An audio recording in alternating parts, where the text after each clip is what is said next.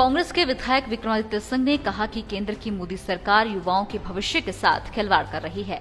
आज युवा सड़कों पर प्रदर्शन कर रहा है और विपक्ष पर भाजपा राजनीति करने के आरोप लगा रही है, लेकिन भाजपा शायद भूल गई है कि गुड़िया मामले में भाजपा के ही लोगों ने थाने तक जला दिए थे और अब कांग्रेस को पाठ पढ़ा रही है।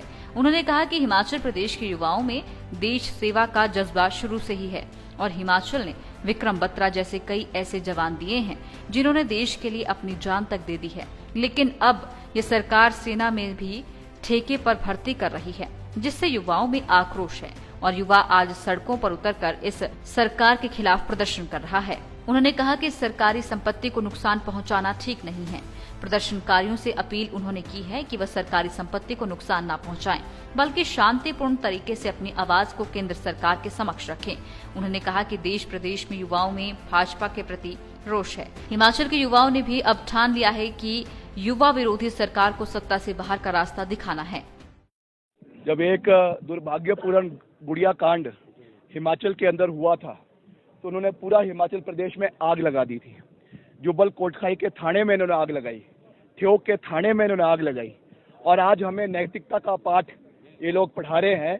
इससे बड़ा दुर्भाग्यपूर्ण और इससे बड़ा दोहरा मानचित्र किसी व्यक्ति का और किसी सरकार का नहीं हो सकता है। ये जो विषय है ये प्रदेश के देश के भविष्य के बारे में है, युवाओं के भविष्य के बारे में है और वीर भूमि हिमाचल है। यहाँ से जो युवा सेना में जाता है वो मात्र नौकरी के लिए नहीं जाता है, वो मात्र पैसे कमाने के लिए नहीं जाता है, वो जाता है मर मिटने के लिए। इस मातृभूमि ने जो है परमवीर चक्रों को पैदा किया है, इस मातृभूमि ने कैप्टन विक्रम बत्रा को पैदा किया है, इस मातृभूमि ने और ऐसे वीर जवानों को पैदा किया है। इसलिए उनके स्वाभिमान को इस सरकार ने ललकारा है, इस सरकार ने उनके स्वाभिमान को ठेस पहुंचाई है।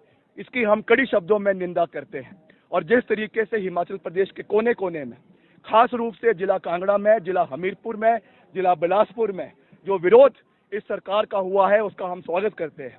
मगर साथ ही मैं अपने भाइयों से विनम्र निवेदन भी करना चाहूँगा कि जिस तरीके से सरकारी संपत्तियों का नुकसान हो रहा है, कई राज्यों में, प्रदेशों में ट्रेनें जलाई जा रही है, बसें जलाई जा रही है, मेरा उनसे विनम्र निवेदन है कि पब्लिक प्रॉपर्टी का नुकसान ना करें, क्योंकि ये कोई भाजपा की संपत्ति नहीं है, देश की संपत्ति है, आप लोगों की संपत्ति है, टैक्स पेयर्स की संपत्ति है।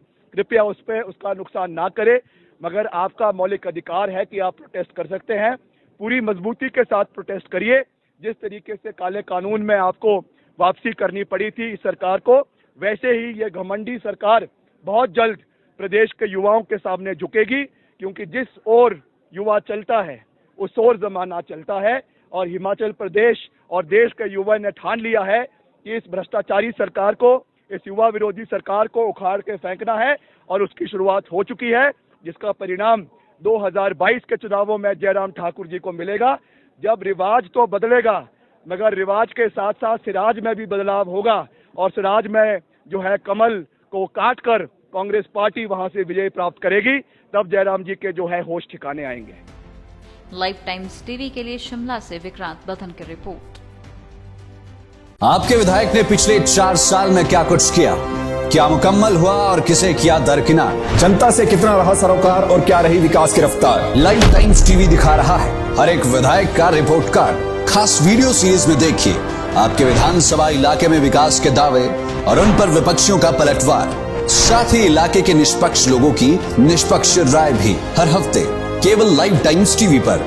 आप भी अपने विधायक के कार्यकाल पर टिप्पणी करना चाहे तो हमें भेजें अपना वीडियो 82 198 00003 या 82 198 00004।